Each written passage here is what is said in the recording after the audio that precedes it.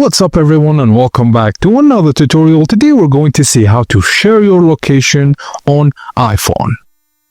So the first thing you need to do is launch the Messages app on your iPhone. Tap on the active conversation or start a new one with the person you want to share your location with.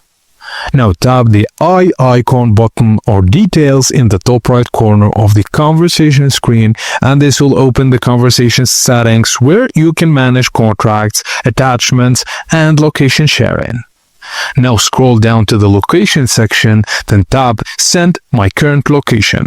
If prompt, allow the Messages app to access your location date, and iOS will use your iPhone's GPS to determine your current location. Now your current location will appear as a map with a pin. Once the map finishes loading, it will automatically send to the recipient, and the map will display your approximate address and location, making it easier for the recipient to find you.